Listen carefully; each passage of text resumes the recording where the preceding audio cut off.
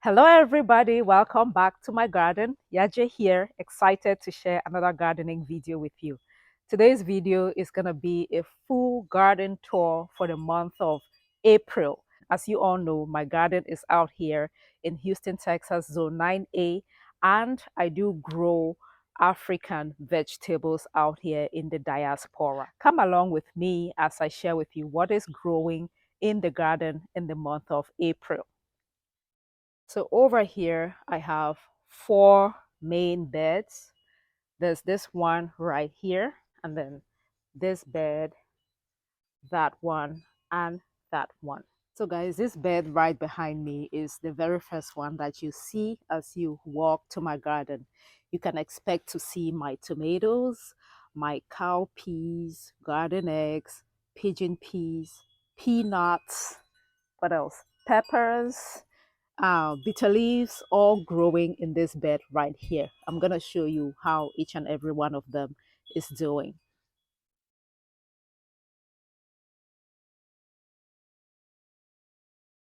Let's start with my tomatoes, which I'm absolutely so proud of myself. These spot the fruits. Oh my goodness, my tomatoes are looking so healthy. So far, no pests and disease yet. Fingers crossed. Now let me show you my peanuts, my jungle peanuts. It is not doing too well. It is producing flowers, which are eventually going to become peanuts. Guys, these are my pigeon peas, my three pigeon pea plants. There's one here, one and one there. Doing well. So far, so good with the pigeon peas. I can't complain. Let me show you what is going on with my bitter leaf plant. This is the broadleaf bitter leaf plant, Vernonia Magdalena. It is starting to flower. I've had this plant for at least 2 years. This is the third year. Started this from seed, and it is going to seed very early this year, which I don't mind because I'm growing the bitter leaf for seed. And then over here is a wedu. This is the jute leaf, the Yoruba shiny jute leaf right here. I think they're two packed together, but it's doing well. So far, so good. Guys, these are the jute leaves growing in containers. I made a video showing you how I transplanted them, and somebody wanted to see if they would not suffer from transplant shock. They did not, so this is an update on the ewedu. It is being attacked by something, some kind of biting and chewing insect. I'm not sure what it is, but hopefully I can get a harvest out of this. Guys, these are my potatoes that I'm growing in buckets, in containers. They're doing so well. It's my first time growing potatoes at all, and then growing them in containers. I spent so much time talking about that first bed. I'm going to rush through these three beds because they have about the same things. All right, guys, so these are the three beds. Just see how beautiful they are. Please always plant flowers with your vegetables. I'm so happy when I see these colors. These colors make me really happy. Anyway, so this is the njama that I am saving for seeds over here, along with some water leaves down here, which these ones they just volunteered themselves. I did not plant the water leaves. And then over there is where I have planted a fresh batch of the so njama. Now let me show you the different types of amaranths that I have, and just note and observe that I have them planted in the holes that are in the cinder block holes. Let me put it that way. They make the perfect little planting containers. This first row over here is what is known as a four shoko. A four shoko. Even this one right here is a four shoko. A four shoko. So they can either be all green or they are a mix of this beautiful burgundy color and green. A four shoko is a type of celosia. It's a type of amaranth. It is also known as the Lagos spinach, very resistant to pests. I have just one row of the F4 Shoko. And then over here is another type of amaranth.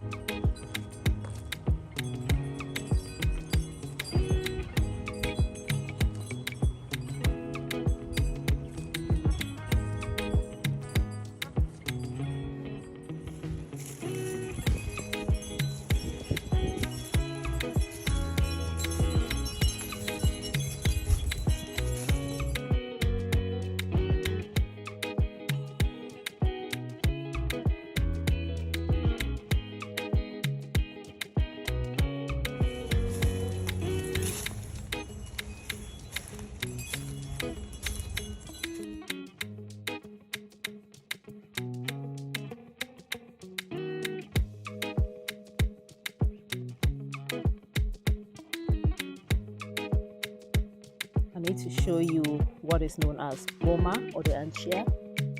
This is the Anchia, the boma. I have a few of them tucked in with my njama, and that is because at some point the njama will go away, and then I would need my bed to be occupied with something. So I need to think about that. Guys, the contraption you see behind me is a trellis that I constructed for my 3 fluted pumpkin vines. I don't know if you can use like a cucumber trellis to make it work, but this is what was done back home. They use branches, tree branches, to construct that trellis, and that is what I try to replicate. Next, I'm going to show you my bitter leaf plants that I have growing along the fence. They are doing so well, guys. So here we go, guys. Just appreciate the growth of the bitter leaves. You saw me transplant.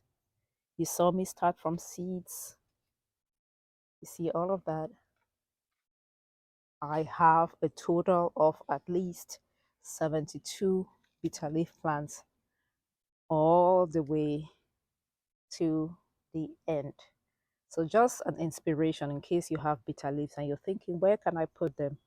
Put them along the fence. I have 2 types of peppers growing, hot peppers and sweet peppers. Hot peppers are the capsicum chinense, and then the sweet peppers are the capsicum annum. They are not as hot as the hot peppers.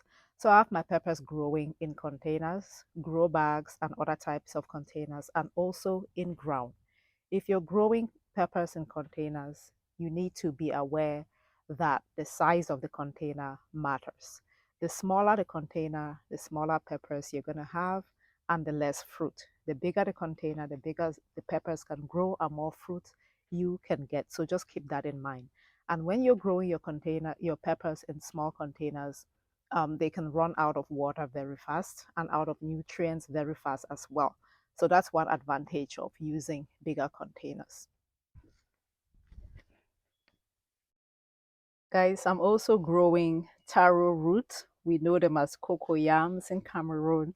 I have some growing in ground and I have some growing in containers. So I thought if potatoes can grow in containers, why not try our cocoyams in containers as well? It's an experiment for me, but so far so good. So these are my garden egg plants, the African garden eggs. They are doing so well.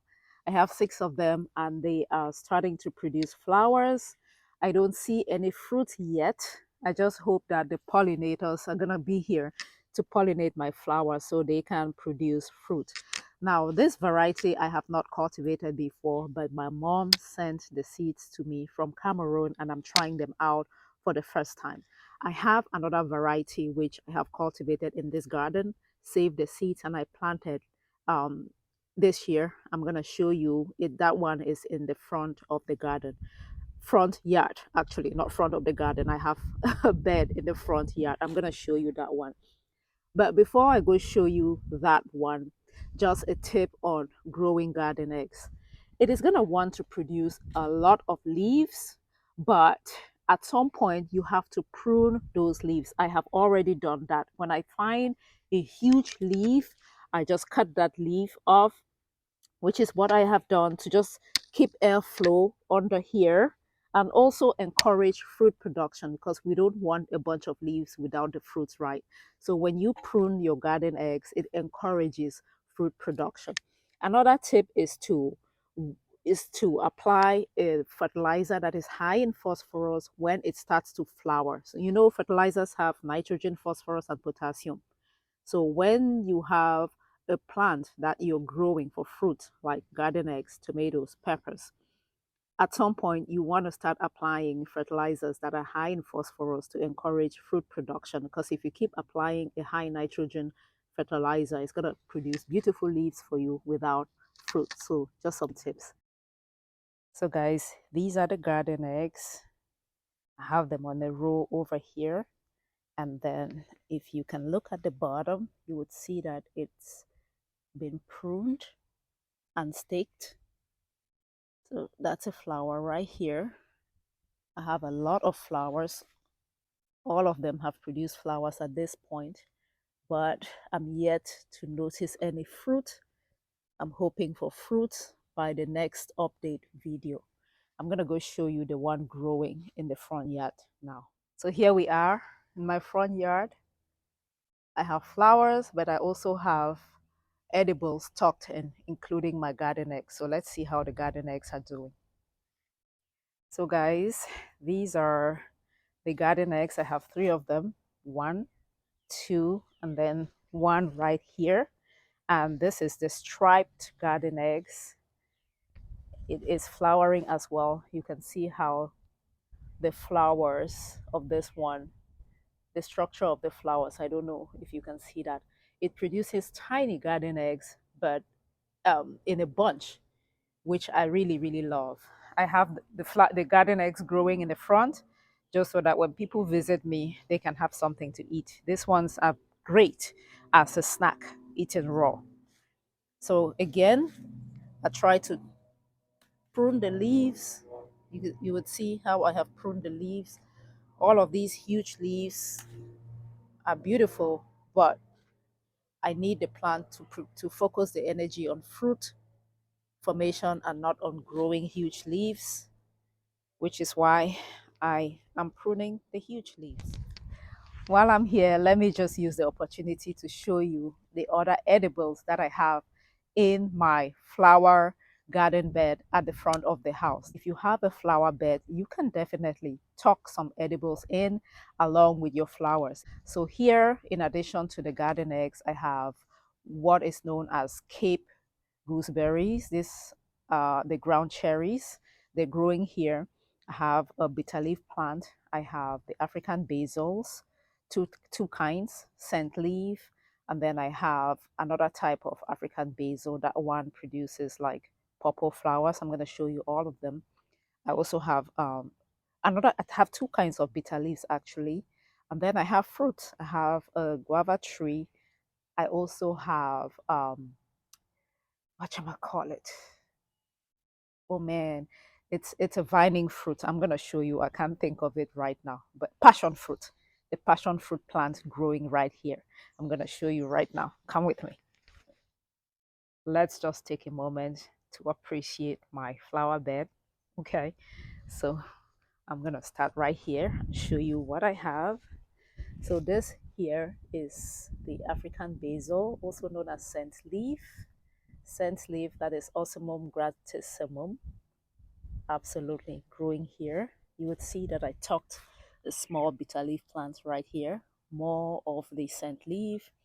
This is that garden eggplant I already showed you. I have my rosemary going on here. Oh, I forgot to mention that I have peppers. Actually, two pepper plants here. This is that Cape gooseberry plant. It is really starting to bush up and grow pretty wild here. It is staked. This is a bitter leaf plant. So we keep going. That is another garden eggplant, another garden egg. And then I have some bitter leaf plants tucked in there, that one right there. And then by the windows, by the window over here, these are basils, the purple basil. That's a bitter leaf plant, it's an edible. And then I threw a bunch of pollinator seeds over there. I'm not going to talk about my flowers, just the edibles that I have tucked in. That's that basil. I have them all. See how it's beginning to produce purple flowers. So that's the basil all the way. This is scent leaf. And then guys, along this wall, we have bitter leaves. And then this is my guava plant. That's my guava plant. And this is the passion fruit vine that I planted here. And then this is another uvia. Ooh, it's beginning to produce beautiful flowers. See that? See the beautiful flower? This one right here. That's another one over there. So yeah, you can absolutely plant edibles on your flower bed in the front yard. It's gonna look pretty as well as give you something to eat and also just something for people to talk about. Guys, this is my guava plant. Okay, it is not sitting in this bag. Okay, I made a hole at the bottom of the bag before sitting it down here. So the roots have found the soil. My guava plant, I bought the tree from garden centers. It is a white guava. It has already produced flowers, so I'm waiting for fruits. That's a flower bud. This is going to open up into a nice white flower. Okay, this one, it produced flowers about last week. And the leaves are looking brown, but these are the old leaves. You can see the new leaves are looking fresh. And I have it tied like this for support. So that's my guava plant. And then this one is my other fruit. This is papaya. I don't know what I'm thinking, but I'm trying to grow it in a bucket just to see how it does. I have one growing in ground as well. This is the papaya plant that I have growing in ground over here.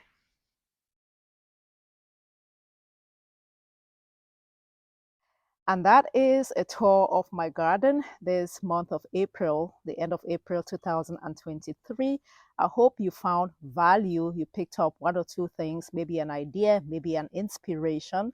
Please give the video a thumbs up. Please, please, please. It means a lot to me. And let me know where you are watching from, and I'll give you a shout out in my next garden tour video in May.